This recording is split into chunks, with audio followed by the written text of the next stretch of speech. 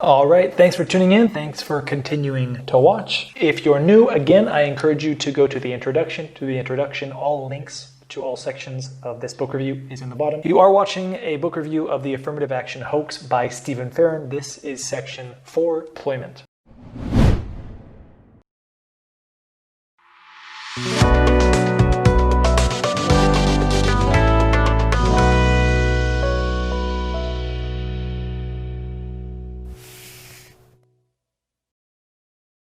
The Equal Employment Opportunity Commission's most fundamental rule is that if the proportion of minorities employed by any business does not equal at least 4/5, 80% of their proportion in the population, then that business is presumptively guilty of racial discrimination and must prove its innocence. Here's an example. The Detroit Symphony Orchestra hired musicians on the basis of auditions during which applicants performed behind a screen, so judges could not see them. It has not hired a black musician in 14 years. The Michigan State Legislature withheld more than half of its subsidy until it hired a black musician without an audition. Now, I've been trying to limit my personal commentary. I think it's not useful. Any personal commentary I'll give in the comments. This is a personal commentary. We're different. Human beings are different. And I think it's silly to not recognize those differences. There's differences in abilities. Now, I'm a basketball player. I love playing basketball. I grew up playing basketball. And as such, basketball, blacks are better than whites. They're better than any color person. Blacks are better at basketball. They're more athletic, you could say. But just talking about basketball, 75% in the NBA are black, 23% white, 2% Latin, and 0.2% Asian. Asians aren't particularly good at basketball. A lot of it has to do with probably they're short. So this is a great example of recognizing people's differences and making it work. No one wants to see more Asians in the NBA or more whites or less blacks. No, that'd be ridiculous. So I thought of a few other professions that one person, one group performs better than the rest. And there's no complaints with it. Basketball is one. Athletics in general. Combat. Police, military, fighting. Men are better. The book says that to hire women in policing, some testing must be discounted. Mostly physical things like number of push-ups, running speed, marksmanship. Now this makes a lot of sense, right? After all, women are different than men. But why don't we recognize that blacks are different from whites, are different from Hispanics, are different from Asians in terms of their skills and abilities? So dancing. Dancing was one. I thought men and women, this is one of the ones, roughly equal, men and women.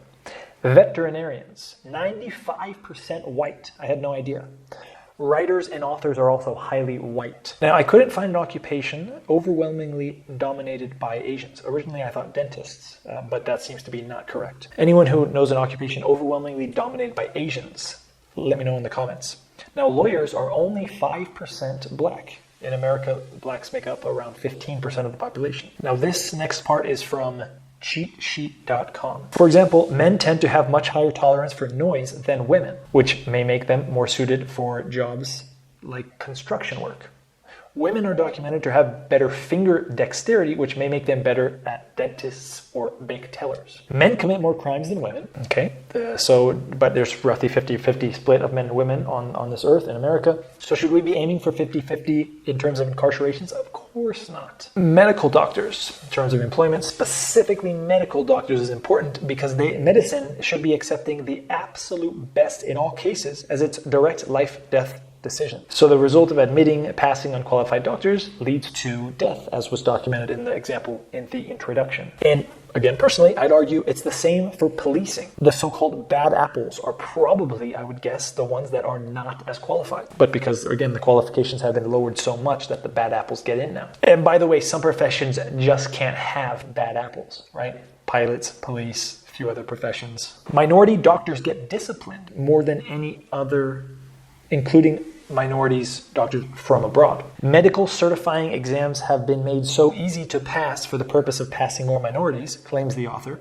that a byproduct of this creates a cushion for non-minority students whose performance would not have met the medical school's elite standards. So because the bar is lowered for everyone, some of the poorer performing white students get in, which maybe they shouldn't have, or in some cases, probably most definitely they shouldn't have. There's an argument that blacks earn less than whites with the same level of education. Now, the book says that the IQ predicts income and occupational success independent of education. The example is average income of Jewish families headed by a man between 35 and 45 with 4+ years of education earns 75% more than the national average for families headed by a man of the same age with the same level of education. The average Jewish IQ is nearly as much higher than that of the average white IQ. So the income matches the greater income matches the greater level of IQ, all other things being equal between 35 and 45, male, 4 years education. This is due to tremendous racial differences in cognitive abilities at every level of education. Also, colleges' prestige comes into play, and requirements to graduate are so low that students' levels are so drastically different, and blacks tend to graduate in the lower portion of the class rank. Now, again, my personal anecdote, when I was in college, there was no not pass, not graduate. That wasn't a thing. You don't not graduate. Everyone graduates. So I tend to agree with the lowering of graduation. Not passing a class just really wasn't a thing, and I wasn't the best student, and not passing it. I think I didn't pass one no pass class, I think. I may even convince a teacher to pass me anyways. I think I did, actually. Now, blacks are high paid in education. The JBHE, Journal of Blacks in Higher Education, I believe, said, quote, "It is well known that Harvard University and others may pay salaries of $250,000 a year or more to highly coveted black professors, a sum far exceeding that paid to white professors with equal or greater academic credentials." In 2005, the same Journal of Blacks in Higher Education had an article titled "No Blacks Among the 5,000 Most Cited Scholars in the Natural and Social Sciences." This concludes employment as it relates to affirmative action in the Affirmative Action Hoax by Stephen Farrell. The next section, I am going to give my own critiques of the book.